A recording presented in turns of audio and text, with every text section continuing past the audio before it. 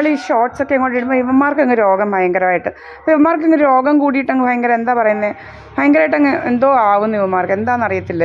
പ്രത്യേകിച്ച് ഈ അർജുൻ എന്ന് പറയുന്നവനും ഒരു മനു എന്ന് പറയുന്നവനും, ഇവന്മാർക്കാണ് രോഗം മുഴുവൻ. അപ്പം നമ്മളെ സപ്പോർട്ട് ചെയ്ത് ഇടുന്നവർക്ക് പോലും നമ്മൾ കമൻറ്റ് തിരിച്ചയക്കാറില്ല. നമുക്കിൻ്റെ ആവശ്യമില്ല. നമ്മളിടുന്നത് നിങ്ങൾ നാട്ടുകാരെ മാത്രം കാണിക്കാനില്ല, ഇത് കോടതിയിൽ സബ്മിറ്റ് ചെയ്യാനാണ്, മനസ്സിലായില്ലയോ? എൻ്റെ അമ്മ എന്നെ ഇഷ്ടമില്ലെന്ന് പറയുന്നതൊക്കെ തെളിവാണ്. കാരണം എന്ന് വെച്ചാൽ ഇവർ പലതും ചെയ്യുമെന്നുള്ളതിന് തെളിവാണ്.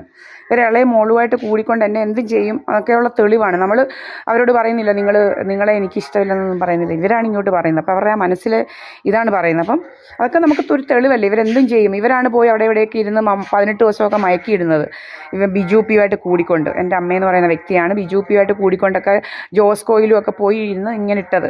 അപ്പം അതൊക്കെ നമുക്ക് തെളിയിക്കാമല്ലോ, കോടതിയിലോട്ട് കൊടുക്കാൻ എല്ലാ സഹിതവും എഴുതിയിട്ട് ഈ ബിജു പിയും പ്രീതായസ് പണിക്കോടും കൂടെ കെട്ടാണ്ടിരുന്നതാണെന്നും എന്നെ റെഡിയാക്കിയിട്ട് കെട്ടാണ്ടിരുന്നതാണെന്നും പക്ഷെ നടന്നില്ലെന്നും, ഇങ്ങനെ എന്നിട്ട് പിന്നെ ഇവൾ നടക്കാഞ്ഞതുകൊണ്ട് പിന്നെ ഇവൾ ഒരു തമിഴിനെ കെട്ടിയെന്നും അവനെ റെഡിയാക്കിയെന്നും, ഇതുപോലെ ഫിനാൻഷ്യൽ ക്രൈസിസ് കാരണമാണ്, ഫിനാൻഷ്യൽ ക്രൈസിസിൻ്റെ കഥയുണ്ടാക്കിയാണ് അവനെ റെഡിയാക്കിയതെന്നും, അതുപോലെ 2019-20 ഇതുപോലെ ഫിനാൻഷ്യൽ ക്രൈസിസ് ആയിരുന്നു എനിക്കെന്ന് പറഞ്ഞുകൊണ്ട് ഏതാണ്ടെല്ലാം കഥകളൊക്കെ ഉണ്ടാക്കൽ ഭയങ്കര പരിപാടികളായിരുന്നെന്നും, പിന്നെ അതുണ്ടാക്കാൻ നോക്കിയപ്പം പറ്റിയില്ല.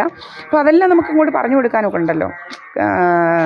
അതിനെല്ലാം തെളിവ് നമ്മുടെ കയ്യിലിരിപ്പുണ്ട്. ഇവൻ സുബ്രഹ്മണ്യൻ അന്ന് മുതലേ സന്ധ്യയ്ക്ക് ചീത്ത വിളിക്കുന്നതും ഓരോമാർ നമ്മളെ വീട്ടിൽ വന്ന് ഈ നമ്മുടെ ക്യാമറകളെല്ലാം തല്ലിപ്പൊട്ടിക്കുന്നതും എല്ലാം നമ്മുടെ കയ്യിൽ ഇരിപ്പുണ്ട്. കുഞ്ഞെ, നീ വിഷമിക്കാതെ, കോടതിയിലോട്ട് കൊടുക്കാനല്ല, നീ വിഷമിക്കാതെ അവിടെ ഇരി, എല്ലാം കൊടുക്കാനാണ്. നമ്മുടെ പിന്നെ പലയിടത്ത് നമ്മൾ ജോലിക്ക് പോകുന്നുണ്ടെങ്കിൽ അവിടെ നിന്നെല്ലാം പറഞ്ഞു വിടുന്നതും എല്ലാം നമ്മുടെ കയ്യിൽ ഇരിപ്പുണ്ട്. നിനക്കെന്തിനാണ് ഇത്ര ക്രിമികടി? എന്തോ നിനക്ക് രണ്ടിനും, എന്തോ നിനക്ക് ഇത്ര ക്രിമികടി?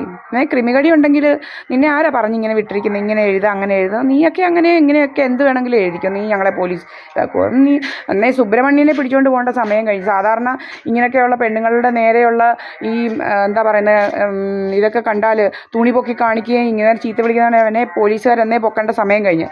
എന്താ പൊക്കാത്തതെന്നാണ് ഞാൻ ആലോചിക്കുന്നത്. വൈറലായിട്ട് വീഡിയോ പോകേണ്ട സമയങ്ങൾ കഴിഞ്ഞു. ഇവന്മാർ സ്റ്റോപ്പ് ചെയ്യുക, ഇങ്ങനെ ഈ തുണി പൊക്കുന്ന വീഡിയോസൊക്കെ ഇങ്ങനെ സ്റ്റോപ്പ് ചെയ്ത് എൻ്റെ യൂട്യൂബൊക്കെ കൺട്രോൾ ചെയ്യുന്ന കുറേ ക്രിമിനൽസ് ഇവിടെ ഉണ്ട്. അപ്പോൾ അതുകൊണ്ടാണ് ഇതൊന്നും വൈറലായിട്ട് നാട്ടുകാരൊന്നും അറിയാത്തത്. മനസ്സിലായില്ല, ഇതിനൊക്കെ വഴിയുണ്ട്. നമുക്ക് കോടതിയിലോട്ട് കൊടുക്കുമ്പോൾ എല്ലാം വൈറലായിക്കോട്ടും, മനസ്സിലായില്ലേ? ഇതൊക്കെ കോടതിയിലോട്ട് അപ്ലോഡ് ചെയ്യാൻ എല്ലാം നമ്മൾ സൂക്ഷിച്ച് വെച്ചിട്ടുണ്ട്. തുണി പൊക്കുന്നതും അങ്ങനെയുള്ള പല എല്ലാ സംഗതികളും നമ്മുടെ കയ്യിലുണ്ട്. എല്ലാ ചീത്ത വിളിക്കുന്ന സംഗതികളെല്ലാം നമ്മുടെ കയ്യിൽ ഇരിക്കുക ഇങ്ങനെ. അപ്പോൾ ഒന്നും വിഷമിക്കണ്ട, അതൊക്കെ നമ്മൾ കോടതിയിലോട്ട് കൊടുക്കുമ്പോൾ എല്ലാം റെഡിയാക്കിക്കോളും. ആർക്കാ കുഴപ്പമെന്നൊക്കെ അന്നേരം കോടതി പറയും, മനസ്സിലായില്ലയോ? അപ്പോൾ ഒത്തിരിയും വീടുകളിൽ ഇങ്ങനെ പ്രശ്നങ്ങളും വഴക്കും ഇത് ഇവിടെ ഭയങ്കര ഇതായിരുന്നു പണ്ട്. അപ്പം 1993 നടന്നതൊന്നും നീയൊന്നും കണ്ടിട്ടില്ലല്ലോ, അന്നൊന്നും യൂട്യൂബ് ആർക്കും ഇല്ലായിരുന്നു. ഇപ്പോഴായിരുന്നു ഞാൻ പിടിച്ചിട്ടേനെ അന്ന് നടന്നതും കല്ല് പൊട്ടിച്ചത് ഒത്തിരി സംഭവങ്ങളൊക്കെ ഉണ്ട് കോടതി കിടന്നൊക്കെ, അതൊക്കെ അങ്ങോട്ട് ഇടാം. എല്ലാം വിഷമിക്കാതിരിക്കുക, എല്ലാം നമ്മൾ ശരിയാക്കി തരാം.